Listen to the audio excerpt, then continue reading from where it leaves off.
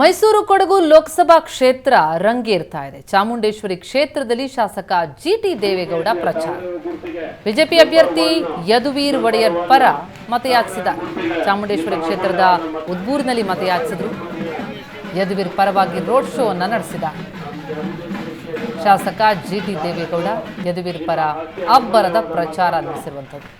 ಶತಾಯಗತಾಯ ತಮ್ಮ ತಮ್ಮ ಅಭ್ಯರ್ಥಿಗಳನ್ನು ಗೆಲ್ಲಿಸುವುದಕ್ಕೆ ಪಣತೊಟ್ಟಿರುವಂತಹ ಮೈತ್ರಿ ನಾಯಕರು ಭಾರಿ ದೊಡ್ಡ ಸಂಖ್ಯೆಯಲ್ಲಿ ನೆರೆದು ಪ್ರಚಾರ ನಡೆಸ್ತಾ ಇದ್ದಾರೆ. ಮೈತ್ರಿ ಅಭ್ಯರ್ಥಿಯ ಪರ ಶಾಸಕ ಜಿಟಿ ದೇವೇಗೌಡ ಕೂಡ ಭರ್ಜರಿ ಪ್ರಚಾರ ನಡೆಸಿದ್ದಾರೆ. ಬಿಜೆಪಿಯ ತಾವರೆ ಗುರುತಿಗೆ ನಂಬರ್ ಒನ್ ತಾವರೆ ಗುರುತಿಗೆ ನಿಮ್ಮ ಅಮೂಲ್ಯವಾದ ಮತ.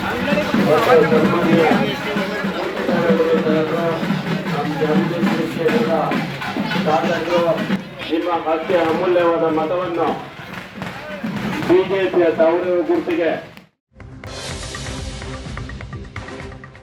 ಚಾಮರಾಜನಗರದಲ್ಲಿ ಬಿಜೆಪಿ ಅಭ್ಯರ್ಥಿ ಪ್ರಚಾರ. ಬಾಲರಾಜ್ ಪರ ಮಾಜಿ ಸಿಎಂ ಎಚ್ಡಿಕೆ ಮತ ಭೇಟಿ ನಡೆಸಿದ್ದು ಸಚಿವ ಮಹದೇವಪ್ಪ ಅವರ ಕ್ಷೇತ್ರದಲ್ಲಿ ಕುಮಾರಸ್ವಾಮಿ ಪ್ರಚಾರ ನಡೆಸಿದ್ದಾರೆ.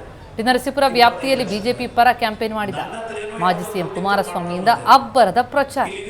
ಚಾಮರಾಜನಗರದ ಬಿಜೆಪಿ ಅಭ್ಯರ್ಥಿ ಬಾಲರಾಜ್ ಪರ ಎಚ್ಡಿಕೆ ಪ್ರಚಾರ ನಡೆಸಿದ್ದಾರೆ. ಬಿಜೆಪಿಗೆ ಮತ ಹಾಕಿ ಅಂತ ಜೆಡಿಎಸ್ಗೂ ಕೂಡ ಎಚ್ಡಿಕೆ ಈ ಮೂಲಕ ಸಂದೇಶ ರವಾನಿಸಿದ್ರು.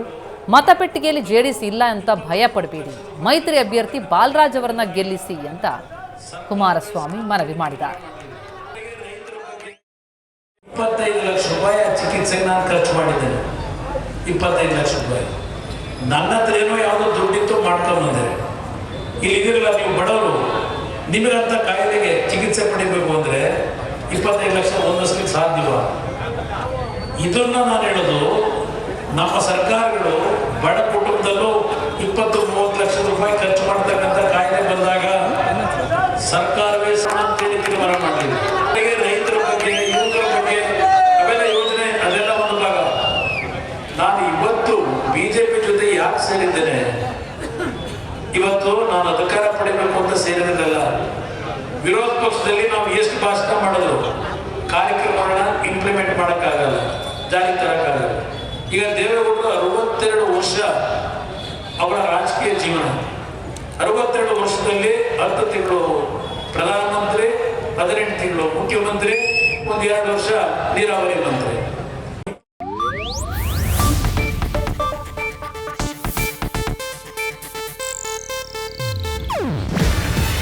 ಇದು ಏಷ್ಯಾನೆಟ್ ನ್ಯೂಸ್ ನೆಟ್ವರ್ಕ್ ಪ್ರಸ್ತುತಿ.